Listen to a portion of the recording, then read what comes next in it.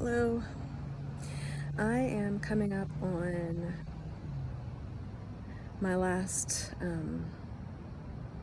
camping experience from this campground, because you can only camp at campgrounds for a certain amount of time where I'm at, and then you have to move on your merry little way. So I have to move on my merry little way by Sunday. Anyway, that's stressful to constantly be having to move. In my world, I would really rather not be homeless. I don't want to be homeless, but I choose to be because I don't have a choice.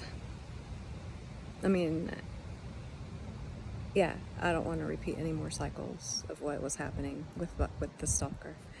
Anyway, I'm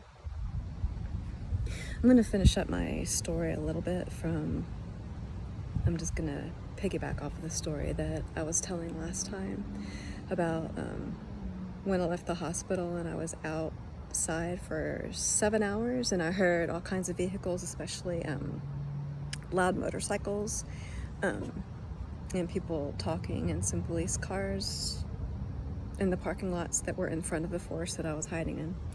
Anyway, I heard that for commotion for quite some time. And after 7 hours, once everything quieted down, where I was hiding, I decided to walk the street downtown that I was in, and luckily I came across this old couple that had just finished eating from a restaurant, I guess, and they gave me a ride. They gave me a ride to a local hotel that I had saved up $1,000 to. I had saved up $1,000. And that helped me stay at the hotel for a week. And while I was at the hotel, this certain person showed up right exactly to my exact door. He's denying that he ever did that. Showed up to my door, but I know what he looks like. I called the cops, and he had gone by then. And after that, something strange happened. Some man banged loudly on my door, and I was like, "Who is it?" really loud, and he said, "It's Earl." I was like, "I don't know any Earl." And he goes, "Just checking to see if you're okay." I was like, "Yeah." Who the fuck is Earl? Hi, Earl. Anyway, he's saying that he did call all around to the hotels to see if I was at any of those. That's what he did admit to. Anyway, because I think he's telling everybody that I was just sick or something. Anyway,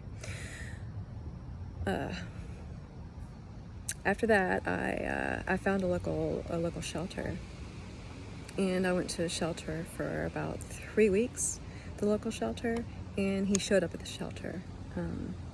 He said, "Well, I checked at all the local shelters to see if you were there." I'm like, that's called stalking. Stalking is illegal in all 50 states as far as last time I checked, right? And I couldn't get any help for it. And after that, I figured that it was definitely not safe to go back to where I was living in those conditions of somebody being obsessed with finding me. For what reasons? I'm not quite sure. I really don't know. To this day, I don't know. I can't ever get a straight answer out of a narcissist, pathological liar type person. Period. You just can't. And to this day, it's May, and I started experiencing the gang stalking that I'm aware that I was experiencing last May. So it's been about a year, and it's been about a year. And before that, anyway, let me go ahead and finish this story. I decided that it wasn't safe to go back, and I left. I left and I went to a different state, and in that state, I stayed at 3 different shelters. The first one I stayed at for about 3 weeks. The second one was a domestic violence shelter, and I stayed at that one for 4 months. So they have a lot of, I had a lot of support there. I'd like to really explain how the shelter system actually works, and it doesn't work for you. It doesn't. It works against you to keep the person down. But I will elaborate on that on a different date. I just wanted to finish my story up. Well, there's still a lot to it, a lot of details that I'm leaving out, but it's the gist of it and what I've been through.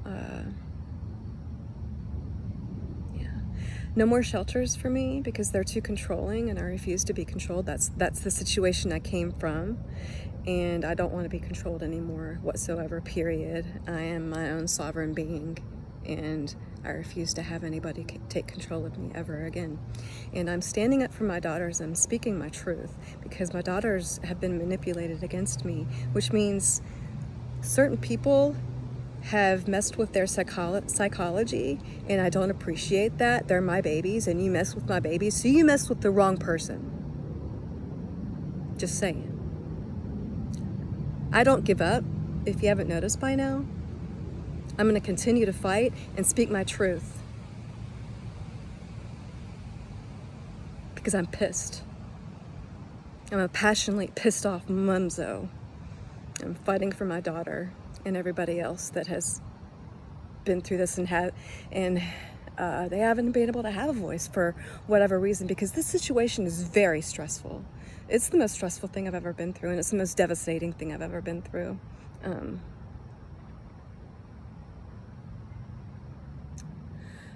Anyway, I'm gonna get my story out there, damn it. Thank you for listening.